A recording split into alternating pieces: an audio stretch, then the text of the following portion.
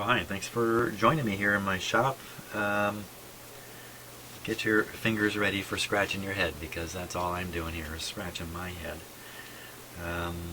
So before we get going, the schematic, a couple of you have asked, well, where's the schematic coming from, or where am I getting schematics from? I get them from a number of internet sources.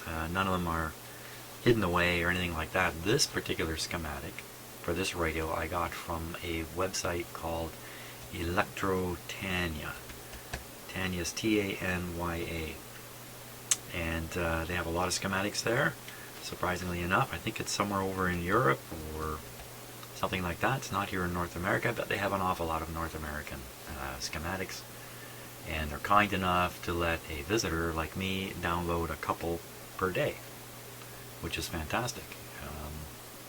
So if you want to go and hunt this one down and join along in the exploration of this complex schematic, then go to Tanya and look for a schematic for a Philips F3C 30A. That's what this is.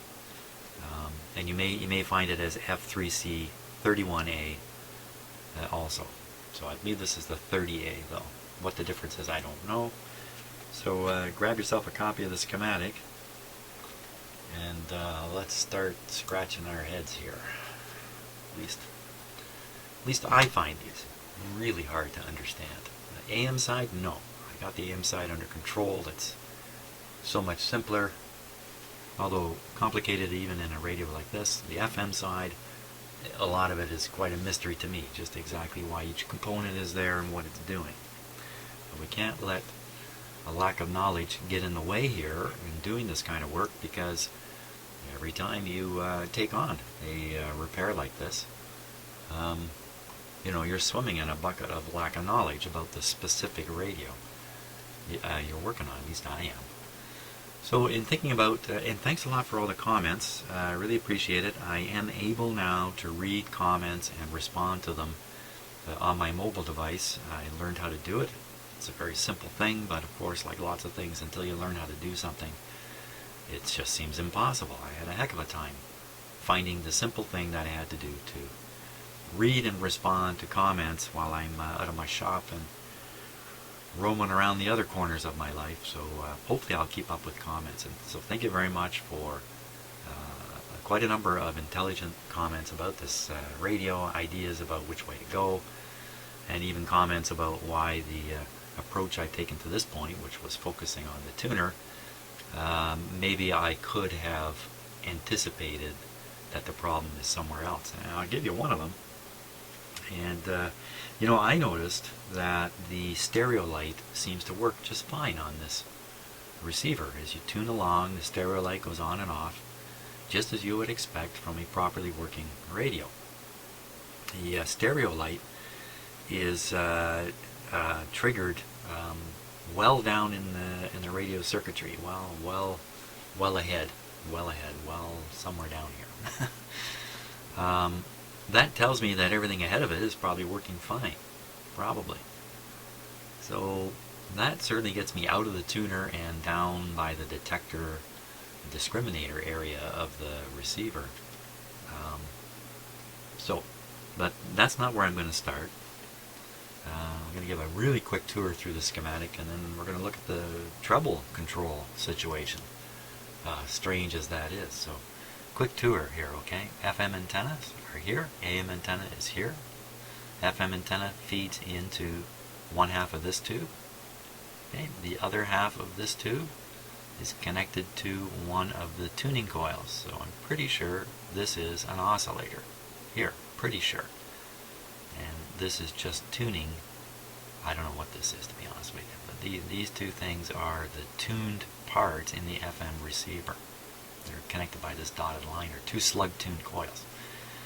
The output from the tuner is fed along here, up, into this guy here, and then into the mixer tube. And you can tell it's a mixer tube. It's just loaded with grids in there. So it looks to me that the AM signal also works its way in the same way, right through there. So this tube is presented with radio signals coming from the FM antenna and from the AM antenna. From there, they're mixed with the local oscillator, which is going to be producing it's going to be producing all kinds of frequencies, but two in particular that the radio is sensitive to through the IF would be 455 and 10.7 megacycles for AM and FM. And they work their way through here. They're getting amplified, or something's going on with this tube here. And then, things get really foggy for me. So there's a couple diodes here. They're off of the 10.7 FM coils. So I'm going to guess this must be the detector, discriminator, big question mark, don't know what's going on. Come down here, another tube. A whole bunch of diodes over here. What's going on here? You got me. I really don't know which is which here. I haven't studied them long enough to know. So I'm going to run away from all this. Yikes! Running. I'm going to run away and take a look at this weird treble situation. So let's just recap the treble situation. In fact, let's make sure it is the treble control. How can I do that? How can I make sure of that?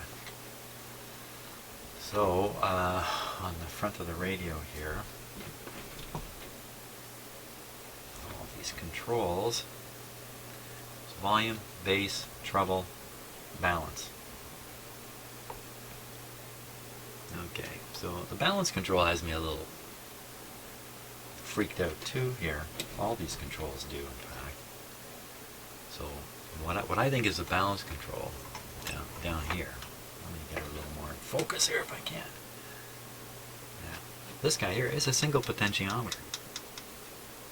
So I haven't given this too much thought yet, but how do you get balance out of a single potentiometer in a stereo unit? Now, when it's doing radio, it may not be stereo. It may just be mono here. I haven't even figured that out yet for sure, even though there's what? I just said there's a stereo light on it. So, whoa. Yeah, the level of confusion is very high here right now. So I don't know how that is. Here's the treble, and you can see there's two controls, a left and a right channel, and likewise with the bass, just up here, two controls, and the volume, two controls. It all makes sense. Why is there only one down here? You got me. Or am I terribly confused about what each of these controls does? So I think this is the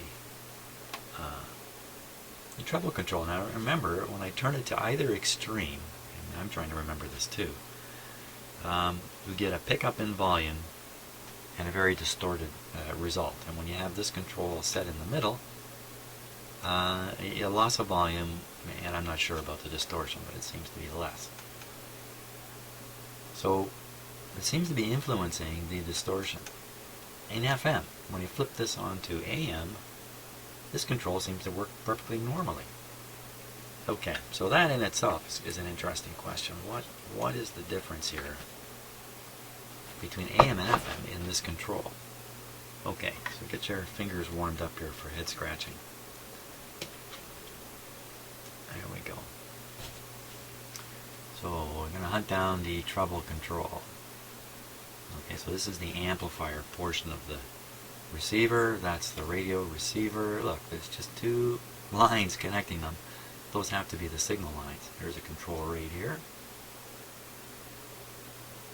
Loudness is what that says right there. So that's the volume. I'm pretty sure that's their word for volume. There's a bass control right here. There's the treble control right there. Hey, there's the balance control, a single potentiometer. So here it is right in the schematic. So you know what it's doing? I think it's just knocking out a portion of the signal from, I don't know. Let's not worry about the balance control, but there it is. Okay, so here's the treble. Here's the treble. Wait a minute. The treble's way over here, way over in this circuit. How can it affect distortion back here in the radio? And how come it can have one effect on AM and a different effect on FM? How can that possibly be? How can that possibly be? Okay, so this is where you just start scratching your head. And I don't know the answer to that question. You can't fathom it, even, that it would be any different on AM and FM. You know, it makes me want to turn the radio on and hear it again, just to convince myself of what I heard. But I'm pretty sure of what I'm saying. That the turning the treble had a tremendous effect on the quality of the sound of the FM output. But not so with AM. It just did its usual thing with AM. So, huge question mark. And I'm stumped too. So what am I going to do about that? I can't see any relationship between AM, FM, and this control. So I'm left with just changing all the capacitors around the control. And there's, certainly when you look at the control, there's a fair number. Okay, and, so this dotted line is marking the board outline electrically. As you can see, these controls are outside of the board area. Of course, they're mounted on the front panel, they're not on the board. But some of these capacitors are actually on the circuit board. I saw a whole whack of them right on the control. Didn't I? 1, 2, 1, 2. 1, 2. Come on. More than that. Oh no, there isn't. There's just 2 there. Okay. 2 and a couple of resistors. Yeah, it's not a tall order to change these 2 out. So that's one possibility. Change out those 2 capacitors and watch the whole problem go away for some mystifying reason. Boy, that's so easy, and it pretty much has to be done. Why wouldn't I do it? Now, up on the board, all the capacitors are mica type capacitors. So, but just backing up here a little bit again, the radio is exhibiting a couple of problems. One is terrible distortion, and another one is all that popping and clicking. And to my horror, someone has raised the specter of another bad IF, one that's suffering from that silver mica disease. Perhaps there's a bad IF transformer in this radio, and that's where all that popping and clicking is coming from. And you know, yeah, there's a good chance of that. There's a really good chance of that. The distortion and all that has nothing to do with the clicking and the popping. It's 2 separate problems. And the clicking and popping is because of mica, silver mica disease. Yeah. Well, that's a little hard to confront all this stuff. I think the best thing I can do is change out the 2 capacitors down here right now and see what effect that has. Maybe I can clear up the treble control thing. How come it works on AM? Oh my god, I got no idea. No idea. Kind of a shot in the dark, but let me take it. Okay, no, I changed my mind. I'm going to operate the radio. We're going to listen to it. Going to fiddle with that treble control a little more. Convince myself it does what I think it does. Misbehaves the way I think it misbehaves. And maybe even scope a few signals here and take a look at things before I start changing out parts. Because frankly, these capacitors look just fine. They look just fine visually. And the receiver doesn't look like it's been through too much hardship other than a pile of dust that was on it. So, yeah, I think that's what I'm going to do. So let's turn it on and see what we get out of it here. Everything, just doing a quick safety check. Everything's okay. Away we go. Here we go.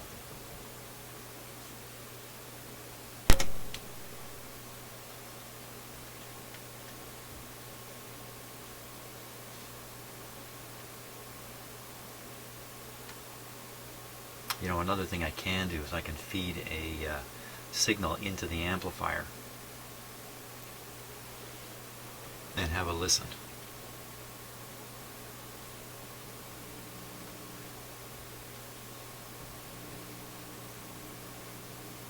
Okay, we have the FM antenna connected.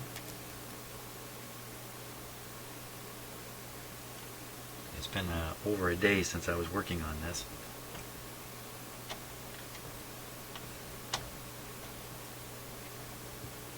That's right, the last thing was that it stopped working entirely. Oh, we got a wire disconnected here. Okay, let's go to AM. Turn the volume down.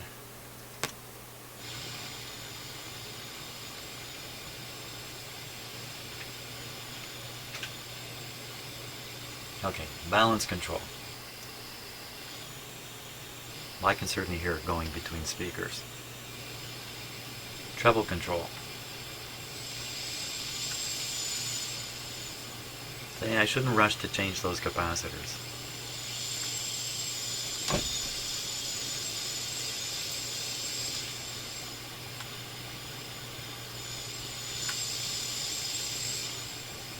Bass control. Even though we're just listening to noise between stations, certainly hear the bass effect. Volume. Okay, no question. On AM, this thing sounds just fine. Now I'm gonna have to solder that wire back. Let me do it with the set off.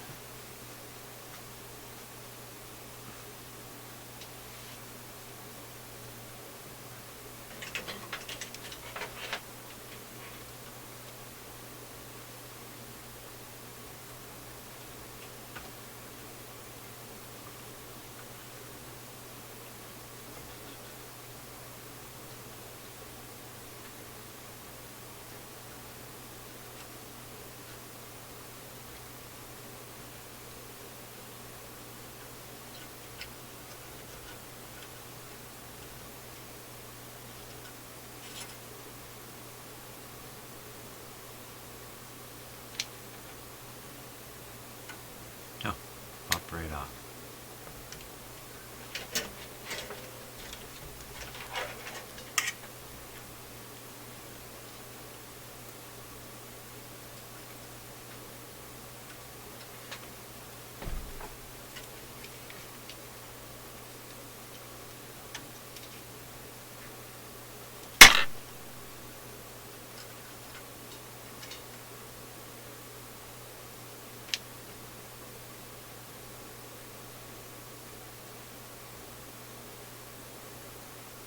My soldering iron is hot enough when I let it heat up fully.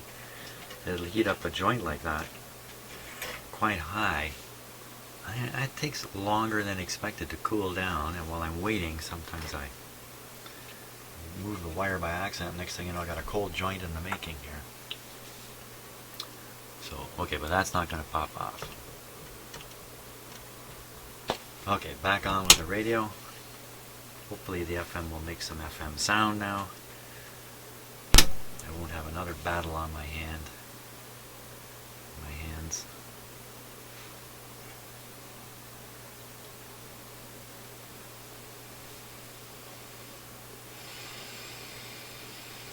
Okay, let's tune something in.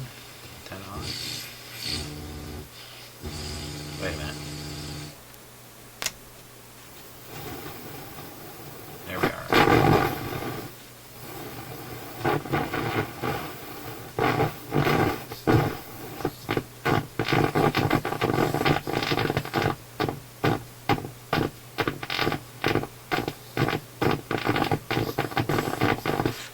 But that really sounds like an improperly biased vacuum tube to me.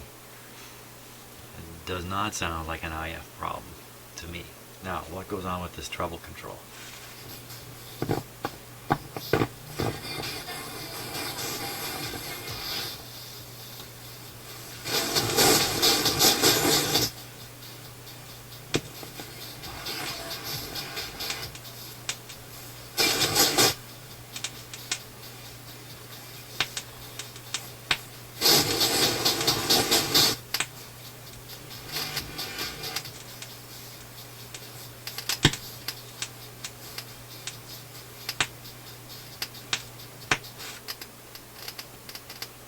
I think that ranks as really weird, okay? Really weird.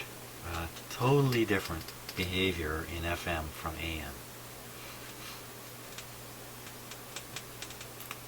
And that maybe that's because the signal that's making it, the FM signal, audio signal that's making it to the amplifier is so whacked out that this is what the treble control will do with this whacked out signal. Why don't we try and listen to the output of the FM radio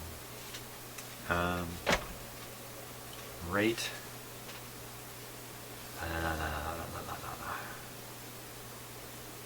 Let me start tracing the output back through the radio.